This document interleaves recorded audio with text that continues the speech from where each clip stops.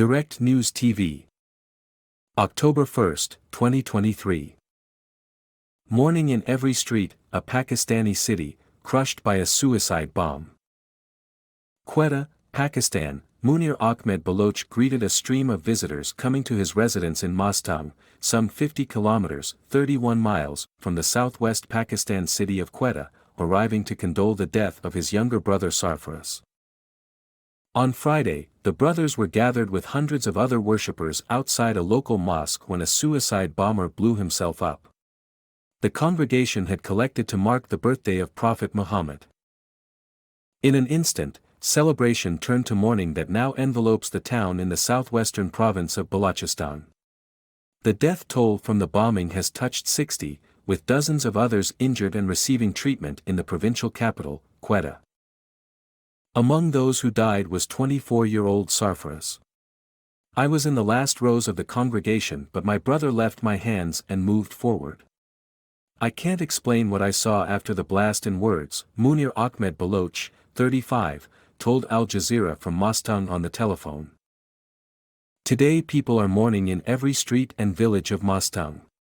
We are unable to understand who can do such a dirty act at a sacred religious gathering. No group has claimed responsibility for the attack so far.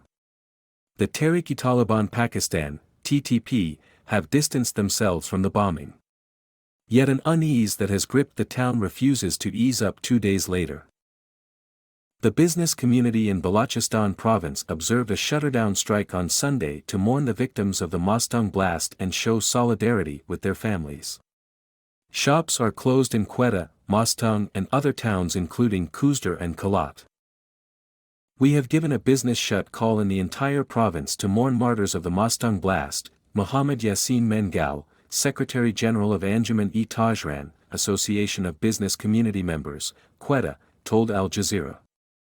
"The government needs to be keener toward law and order because the terrorism has destroyed business activities in Balochistan." In the village of Kad Kocha, some 8 kilometers, 5 miles, from Mourning, Zahor Ahmed was on Sunday mourning the deaths of 4 members of his family, 2 brothers and 2 cousins, who had gone to the mosque dressed in new clothes, but never returned. "We attend the Eid Milad-ul-Nabi celebrations every year to show love for our Prophet. But the people who attacked innocent people on this sacred day aren't Muslims," Zahor said. He said he was praying to God to accept the martyrdom of his brothers. Pakistan has been battling armed groups for the last 15 years, but the South Asian nation has witnessed a dramatic surge in attacks since November 2021 after a fragile peace deal between the government and the TTP broke down.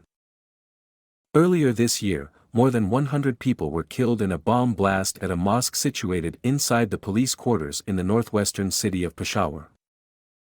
Pakistan's caretaker government, tasked with holding a peaceful election in the country in January 2024, has been struggling to deal with such attacks. On Saturday, caretaker Interior Minister Sarfaraz Bugti claimed the government knew who was involved in the Mourning attack, and that those guilty would not be spared.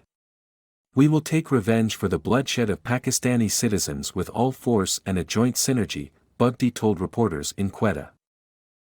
The Balochistan government has announced compensation of 1.5 million rupees, $5,184, for victims of the Mourning blast. But money matters little to families who have lost relatives. Shahbaz Khan Baloch traveled to Quetta from a remote village, Sharifabad, on Sunday morning to see injured relatives being treated in the trauma center of Quetta Civil Hospital. He lost 13 members of his family in the Friday bombing. "The entire village is in mourning because there are many families who lost 4 or 5 members in the blast," he said. He appealed to the Pakistani government to provide quality health facilities to injured family members, one of whom is in critical condition after he was hit by a splinter in his head. "We left them with joy to fully participate in the Prophet Muhammad's birthday celebrations, but minutes after the attack I received a call the congregation was hit by a powerful bombing," he recalled. "I ran toward the spot where I only saw blood and bodies lying down on the ground. My name is Kingsley. Please like, share, subscribe and hit that notification bell so you can be the first to be notified whenever we post. You won't regret it.